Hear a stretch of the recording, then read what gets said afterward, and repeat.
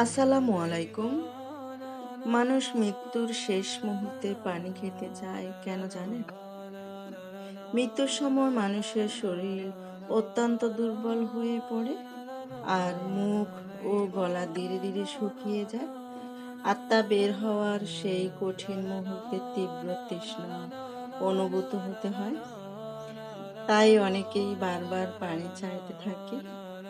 এই কারণেই পথযাত্রীর ব্যক্তির ঠোঁট সামান্য পানি দিয়েই ভিজিয়ে দেওয়া হয়, যাতে তার কষ্ট কিছুটা হলেও কমে।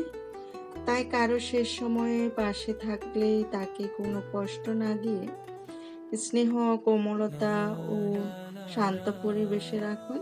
অযথা কথা বা অস্থিরতা না করে তার জন্য দোয়া করুন আর তাকে কালিমা স্মরণ করিয়ে দিন।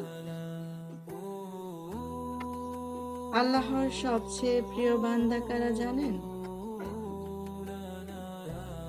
যারা গুনাহের পর লজ্জায় কাঁদে আর যারা চোখ ভিজে যায় ক্ষমার প্রার্থনায়, যারা দুনিয়ার মোহে ডুবে না গিয়ে আখিরাতকেই জীবনের আসল গন্তব্য মনে করে,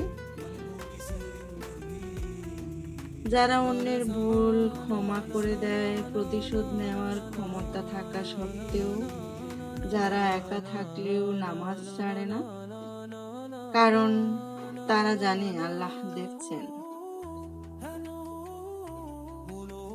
এরা আল্লাহর কাছে শুধু বড় নয়, এরা আল্লাহর অত্যন্ত প্রিয় বান্দা, কারণ তাদের হৃদয়ের গভীরে সব সময় ঝলঝল করে আল্লাহর নাম। ইয়া রাহমাতুল্লিল আলামিন, আমি আপনাকে ভীষণ ভালোবাসি।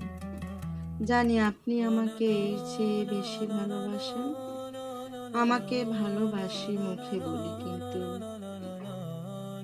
তা কাজে প্রকাশ করতে পারি না। এক ইলাহ মানে আমি আপনাকেই বুঝি। আমি জানি আমার এত নিকৃষ্ট কর্মের পরেও আপনি আমাকেই ভালোবাসেন, তওবার দরজা খোলা রেখেছেন। আমি জানি আপনি আমাকে ভালোবাসেন বলেই এখনো নিয়ামত দিয়ে যাচ্ছেন।